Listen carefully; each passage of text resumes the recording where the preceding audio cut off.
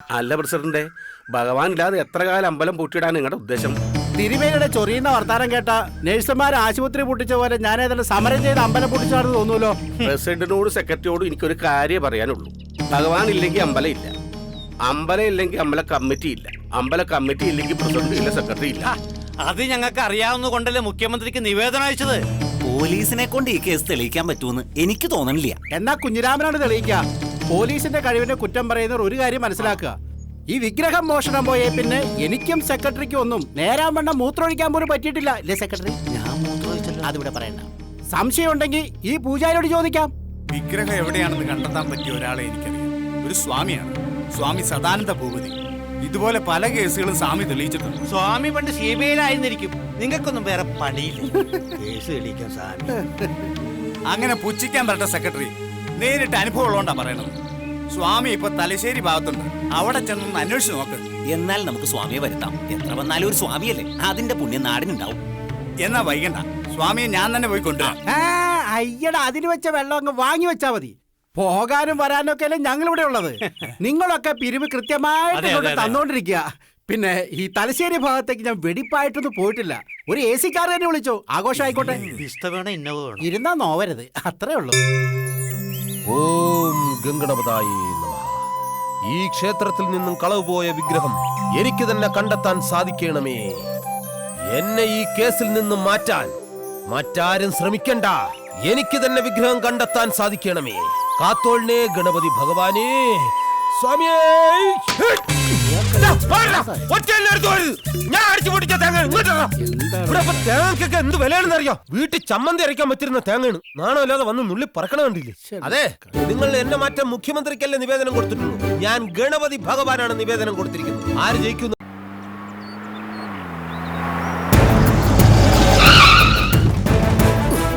ചവിട്ടിയെടുത്ത് വണ്ടി നിന്നു.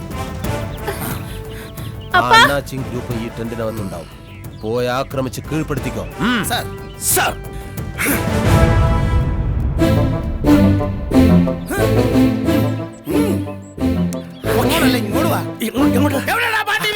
കൈ തരിക്കുന്നു.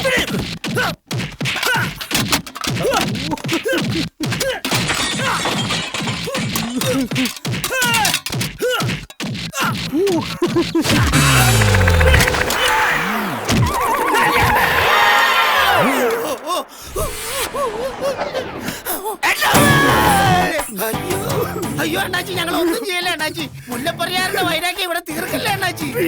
കടവുൾ മാതിരി തന്നെ.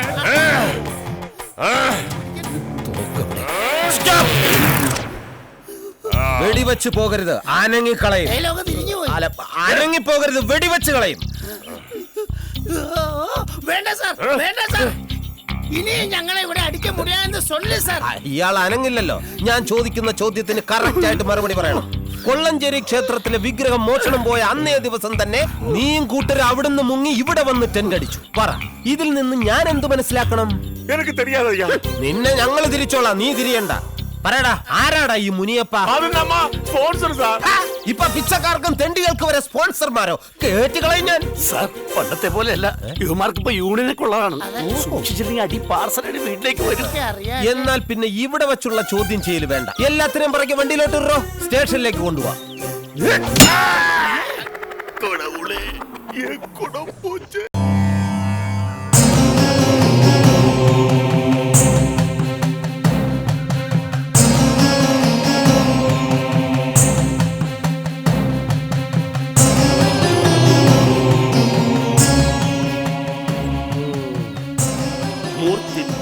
പരികൽപ്പിത ശശഭൃതോ പത്മ പുനർജന്മന മാദേന്യത്യാത്മവിഭാം ക്രതുശ്ച യജത ഭർത്താമര ജ്യോതിഷ രോഗനാം പ്രളയോ ഭയസ്ഥിതി വിപുശ്ചാനേകത യ ശ്രുതേത ത്രൈലോക്യദീപോരഃ.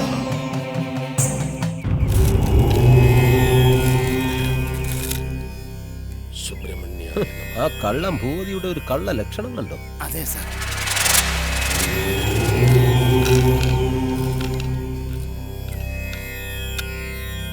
എന്താ അയാളുടെ വിചാരം? 4 കബഡി നിരത്തി വെച്ച കള്ളന്മാരൊക്കെ ചെന്ന് അയാളുടെ കാല് പിടിക്കുമെന്ന. സാർ, അയാൾ അത്ര നിസ്സാരനാക്കണ്ട. കുറച്ചു നേരം കൊണ്ട് ഈ നാട്ടുകാരെ മൊത്തം കയ്യിലെടുത്ത വിദ്വാനങ്ങനെ കണ്ട എന്തെല്ലാം അത്ഭുതങ്ങളാ. എന്താ അല്ല അയാൾ കാശ് കൊടുത്തേ.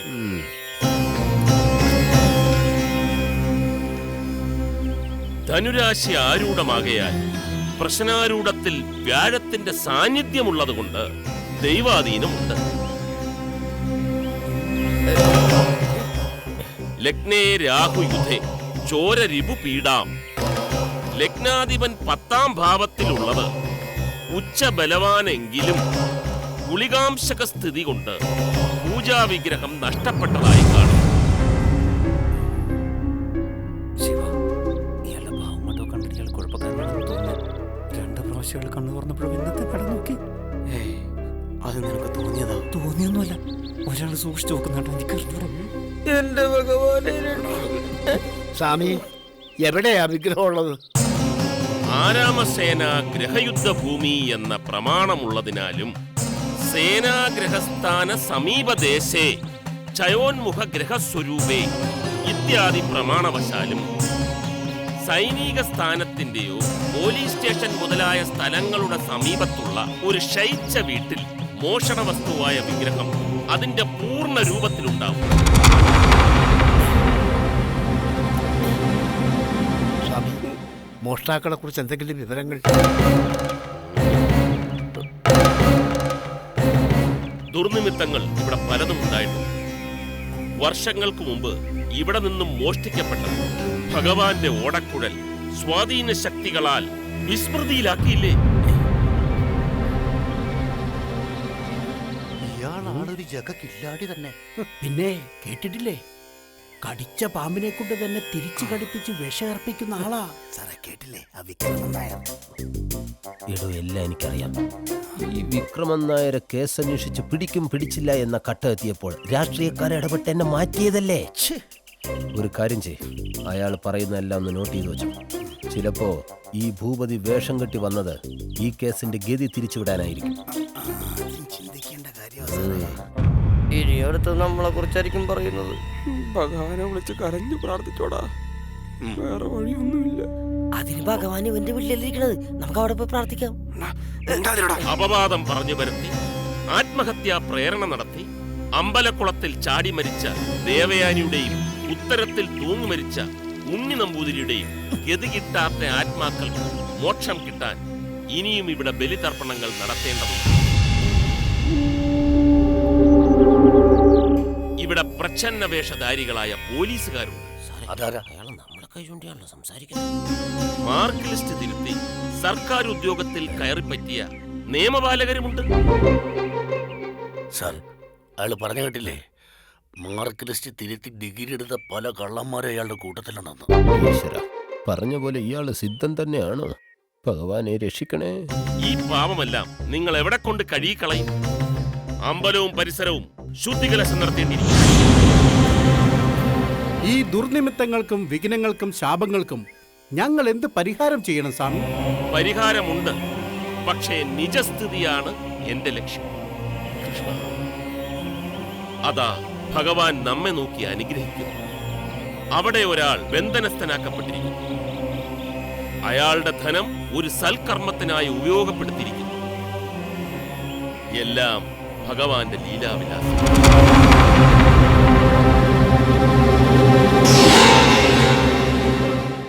തൽക്കാലം ഞാനിവിടെ നിന്ന് മാറി നിൽക്കുന്നതാ നല്ലത്.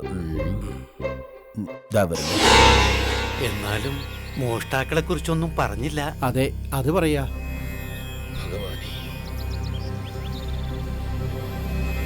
മോഷ്ടിച്ചവരും സഹായിച്ചവരും ഒരേപോലെ കുറ്റക്കാർ.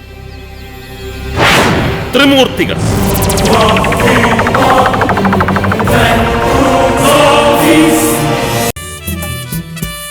ഈ കണക്കിന് പോയ പോലീസുകാരെ അയാൾ വെറും ഡബ്ബികളാക്കി മാറ്റി സാർ. ആ തിടമ്പ് കെട്ട വിക്രമനാരെ അയാൾ ഏത്തം പിടിച്ചില്ലേ? നാട്ടുകാരുടെ മുമ്പിൽ അയാൾക്ക് ഇനി തലയിൽ മുണ്ടിട്ട് നടക്കുന്ന ഗതികേടാക്കിയില്ലേ? ആ ഭൂപതിയുടെ അടുത്ത് നമ്മൾ തോറ്റു കൊടുക്കാൻ പാടില്ല സാർ. അയാൾ ഗണിച്ചു പറയുന്നതിന് മുമ്പ് നമുക്ക് പിന്നെ ഇടിച്ചു പറയിപ്പിക്കണം. എന്ത് പറഞ്ഞിട്ടും ആ ചിന്നക്കറുപ്പ് വാ തുറക്കുന്നില്ലല്ലോ. അവനെ കൊണ്ട് പറയിപ്പിക്കാൻ പറ്റുമെന്ന് ഞാൻ നോക്കട്ടെ. പുറത്തിറക്കടോ അവനെ. എന്നെ കണ്ട് പേടിച്ച് വിറയ്ക്കുന്ന കണ്ടില്ലേ? അത് പേടിച്ച് വരയ്ക്കുന്നതല്ല സാറേ, കാലത്തെ രണ്ടെണ്ണം അടിക്കാത്തതിന്റെ പറയാ മുറ്റു കുടിയനാ. എന്നെ വിറ ഞാൻ മാറ്റാം, ഇങ്ങോട്ട് ഇറങ്ങണ. തുറന്നാൻ ഇറങ്ങി മുടിയോ? സാറേ ഇവൻ തുറന്നാലേ ഇറങ്ങി മുടിയോളന്ന്. ഇങ്ങോട്ട് ഇറങ്ങണം. താനല്ല, ഇയാളെ ഇങ്ങോട്ട് ഇറങ്ങാൻ.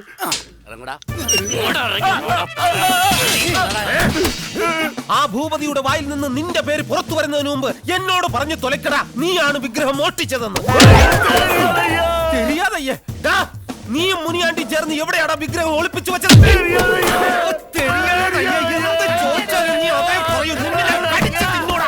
ആർക്കാടാ നീ വിഗ്രഹം വിറ്റത്? നിന്റെ தெரியாதയ്യ, പറയടാ. ആ മുനിയാണ്ടിയെ നീ എവിടെ കൊണ്ടുപോടാ ഒളിപ്പിച്ചത്? എന്ത് പറഞ്ഞാലും தெரியாதയ്യ. നീ പറഞ്ഞില്ലെങ്കിൽ നിന്റെ മകളെ കൊണ്ട് ഞാൻ പറയിപ്പിക്കും. ആ ഭൂപതിയെ ഞാൻ ഇവിടുന്ന് തുരത്തും. താക്കോലെടുത്ത് കളഞ്ഞേക്ക്. എന്ത് സംഭവിച്ചാലും ഇവനെ തുറന്നു വിടരുത്. ഞാനാ പറയുന്നത്. തെളിയിക്കാൻ പറ്റൂ നോക്കട്ടെ.